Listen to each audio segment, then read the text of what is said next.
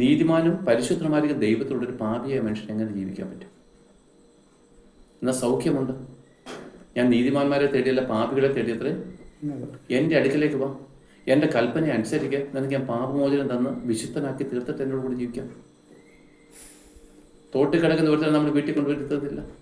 ഇപ്പം ഞാൻ നമ്മൾ ഒന്നിച്ച് ഒരു മേശയുടെ അപ്പുറം ഇപ്പുറം ഇരിക്കുക. എൻ്റെ ദേഹം മുഴുവൻ നാർന്ന ചെളിയും പിടിച്ചുകൊണ്ട് വന്നാൽ സാറെന്ത് പറയും? പോയി സോപ്പുണ്ട്, വെള്ളമുണ്ട്, പോയി കുളിച്ചിട്ട് അല്ല എനിക്കിവിടെ ഇരുത്തുമോ? ഞാൻ ഇരിക്കണമെന്ന് ആഗ്രഹിച്ച സാർ ഇരുത്തുമോ? ഇല്ല. കാരണം ഇവിടുത്തെ നിയമത്തിനൊത്തുകൊണ്ട് എനിക്ക് മാനപ്പെട്ടത്. അങ്ങനെയാണെങ്കിൽ വിശുദ്ധനായിരിക്കും ദൈവത്തോട് വാസം ചെയ്യണമെങ്കിൽ നമുക്കൊരു പാപമോചനം വേണം. പാപമോചനം എങ്ങനെ കിട്ടും? ഞാൻ വീണ്ടും പറയുന്നു, മാനസാന്തരപ്പെട്ട് സ്നാനം വെക്കുമ്പോൾ പരിശുദ്ധാത്മാവിന്റെ ദാനം ലഭിക്കും. ഈ പരിശുദ്ധാത്മാവാണ് നമ്മളെ നീതീകരിക്കുന്നത്. അപ്പോൾ ഈ പരിശുദ്ധാത്മാവില്ലാത്ത ഒരാൾക്ക് അവിടെ ഇരിക്കാൻ പറ്റുമോ?